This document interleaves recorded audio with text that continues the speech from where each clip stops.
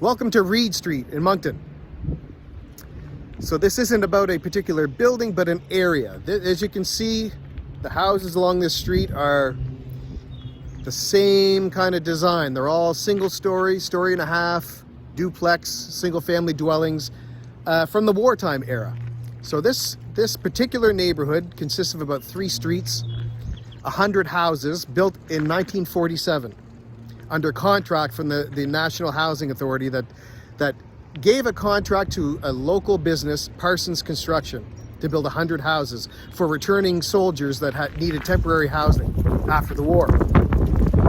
What's cool about this is Lloyd Parsons had just graduated from MIT, I believe civil engineering, came to work for his father's business, Parsons Construction, and the collaboration resulted in an on-site fabrication mill unlike anybody had ever seen.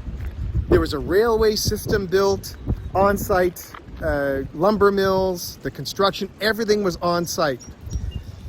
What that meant was 100 houses were built in 66 days, a record for wartime housing construction.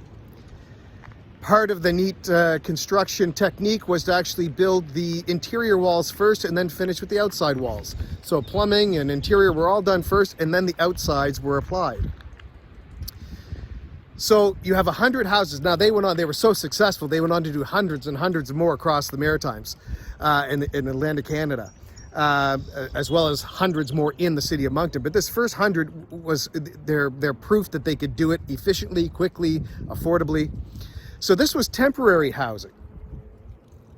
And what's cool about this particular neighborhood was temporary housing created a neighborhood. These were all common interest, common background military personnel that ended up living here for years and years paying rent. And when it was time for them to go find other places, they said, no, we're a neighborhood here, we're a family here.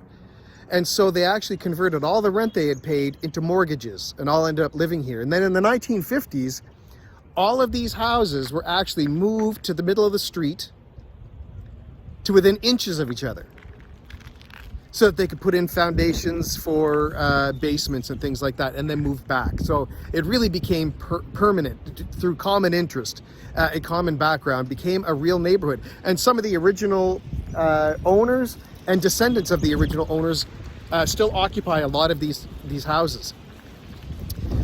The other cool thing is, if you can see, I know I've been moving around a lot, but you see there's there's straight houses, all of a sudden there's this weird, surrounding Alexander Park, which is a park kind of in the middle of this little subdivision, the houses are at really weird angles. And if you look at the designs, or even the fire insurance plans from this era, the intention was that these streets would come down and form cul-de-sacs, almost like the ends of thermometers, meeting in the middle at this communal park for everybody. So they actually were cul-de-sacs until they were just about opened. The fire marshal at the time said, no, you can't have a bunch of cul-de-sacs. We need emergency vehicles to be able to pass through. So just before these were occupied, they had to go and blow roadways through all of the bottoms of these cul-de-sacs that culminate at Alexander Park. By then the houses are already built, so you actually get these houses at weird angles that were actually part of a cul-de-sac that never really existed. So that's the wartime housing in Moncton as a district, about 100 houses in 66 days.